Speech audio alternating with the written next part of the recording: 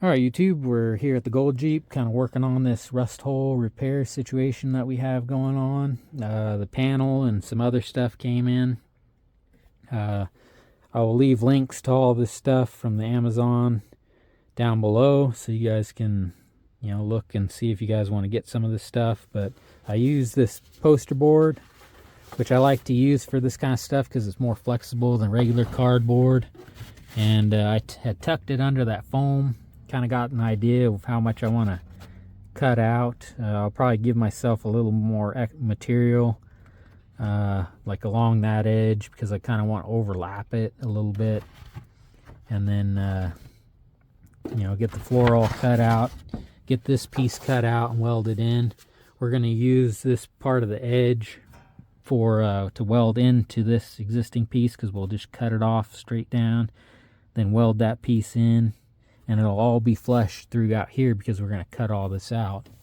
But I'll give it some strength. We'll seal it up, paint it, and then this piece will give me some material to fill that hole. And then back in there, and maybe even give us some to fill in the transmission tunnel when we modify it for the transfer case and doubler for the future. I think I'm going to use some more foresight, and I'm going to take the shifter out of the white Jeep out back.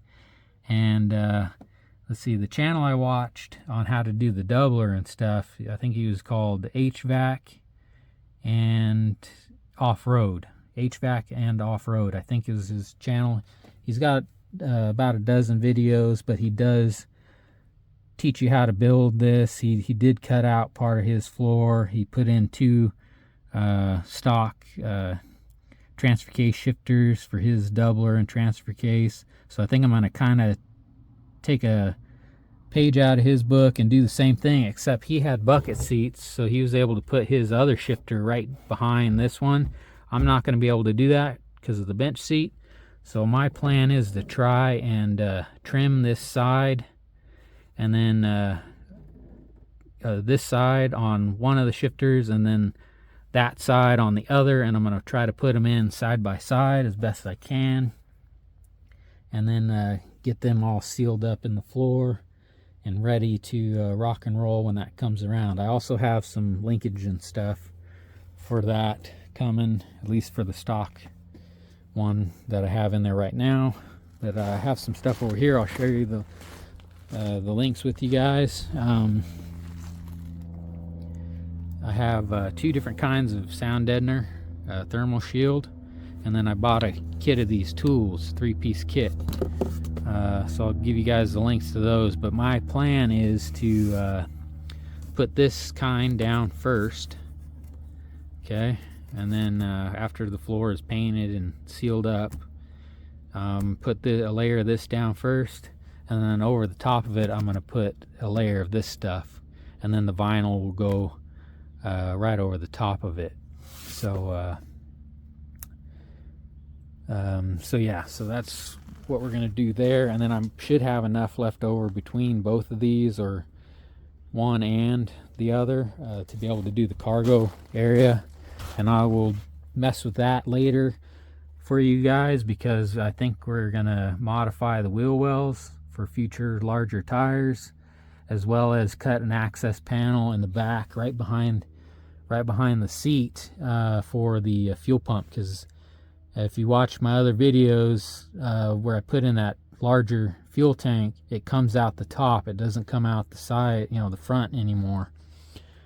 So I need an access panel for the future, so because removing a 30 gallon tank that could possibly be full of fuel, like on a trail or something, is just not going to happen. So I need an access panel, and we'll do all that stuff before we sound deaden and vinyl the back there.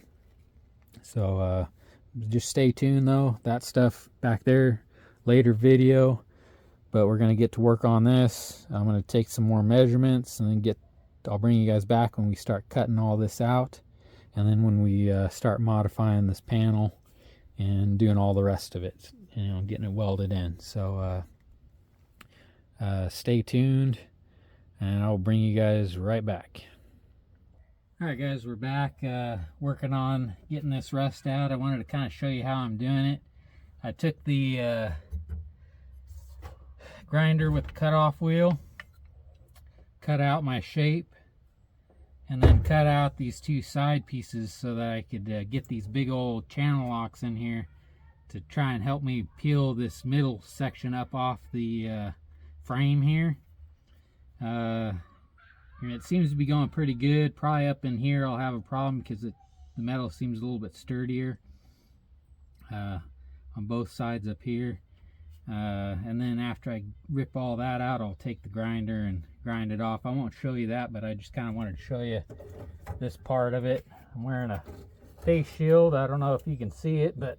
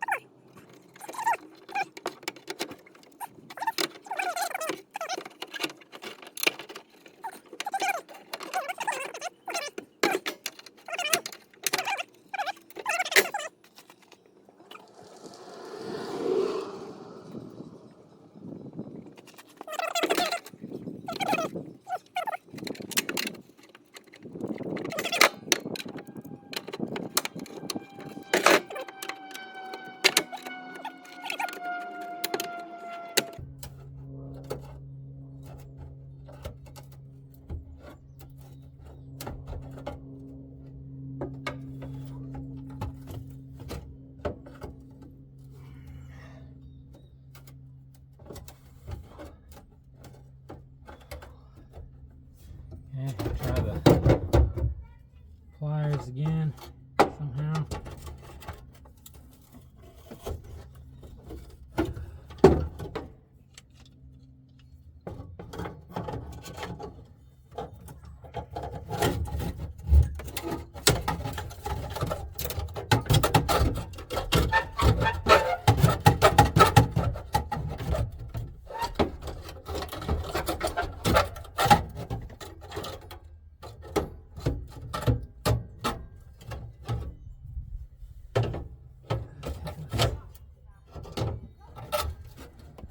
Okay, there we go. I don't know if you can see all the way up into there, but now it's out, and I did cut into the frame a little bit there, a little bit along there, but I think I'll use the welder to just weld up in here, weld these two surfaces together, and then down in there.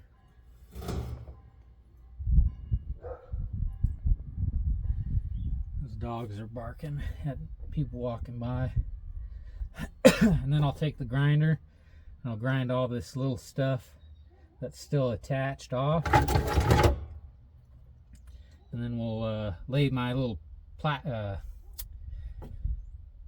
poster board thing up in here and take note of where I need to add some. Right up in here I'll probably have to cut a little bit more off because it was just hard. I didn't know where the body met the floor, and it seems like right up in there, so I'll just go along and cut all that off all the way up. I did cut a little bit into there, which I really didn't need to, so I'll just stop drill it and then weld it in, just so the stop drill will keep it from continuing on in a crack. But I'll get it all cleaned up and wire weld, and then I'll bring you guys right back. Okay guys, I brought you back. I got it all cut out. Got this section smooth, and as I was going to clean this section off, hopefully the sun isn't too bright, but you'll see that there was some spot welds. So there was already an edge right there from the previous floor panel, so I'm trying to take that out. And then I'll clean it up and then just spot weld that new panel right on there. So I still got to work it all the way down. I'm still using the same method with the pry bars and channel locks, and it's taking a while. So I'll get this done and bring you back when we lay the piece in here and get ready to start welding it. Alright guys, we're back. Got the panel piece all cut out, kind of about where I want it. I got some holes drilled for some plug welds. These little marks were because there's like a hole on the other side in the frame, so I wanted to avoid that.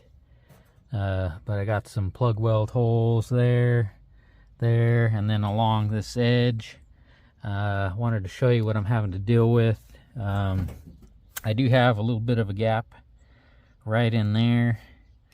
I have a gap up in that corner, and then along this edge, when I was kind of prying off some of that old material from the old panel, I probably should have just left it alone, but I kind of damaged the metal, bent it all in, so I'm trying to figure out how I'm gonna get this thing going. I think the first weld that I'm gonna do is I'm gonna do like a tack weld somewhere along here, and then try to beat this thing to circle around, try to beat it to where it twists like that, to try and get this side closer. Otherwise I'm just gonna as I get to this side, you know, get this side level, I'll start like tack welding up in here in these plug welds and get it along here, beat on it with a hammer to get it closer to the body, and then I'll have to probably use a seam sealer type stuff, which I think I'll just use that black polyurethane stuff. It's probably not the proper way to do it, but that's what I got. I do have some like acrylic paintable stuff, but when I used it on the patio, it didn't seem to hold up for that, so I know the polyurethane will. So I'm gonna keep working at this thing, and I'll get it once I get it to where I want it and start tacking it, then I'll show you kind of how it looks. So I'll bring you guys right back. Alright, we're back. Got the panel in there. It ain't the prettiest. You know, I could have done a lot better job, but you know, this is my Jeep. I care, but I don't care. This is in there. It's plenty strong. Just as strong as the original floor. I will tell you that I just took my time. I even had to use this tool that I made. It's made of copper pipe. I probably showed you guys this before, and I was putting it up underneath. It's like, you know, right in here where there was a big gap on that end, and then it won't stick to this, and it allows the material to flow and puddle and fill in the big gaps.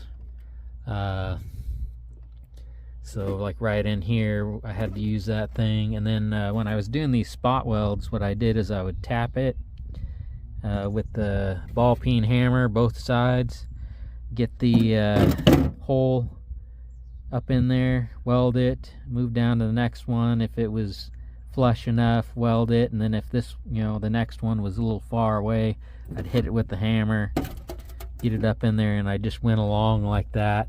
And then after I got all the way to the end, I took the hammer, and I still got to do it,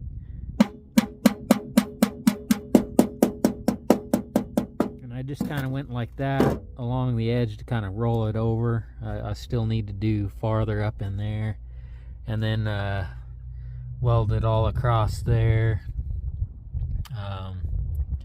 And then when I got to here, I just had to keep beating it down in the corner here to get this edge close enough, and then I was able to weld it up once it got close. And then once the corner, it was like right up against this, I welded it all the way to the end, and then I just kept beating on it with the ball peen side of this hammer to get it to lay up. And I even had to beat out down in here a little bit to get it, and then I would just make a tack, and then I'd move down if I could, make a tack, or I'd beat on it with a hammer, and I just worked my way all the way down.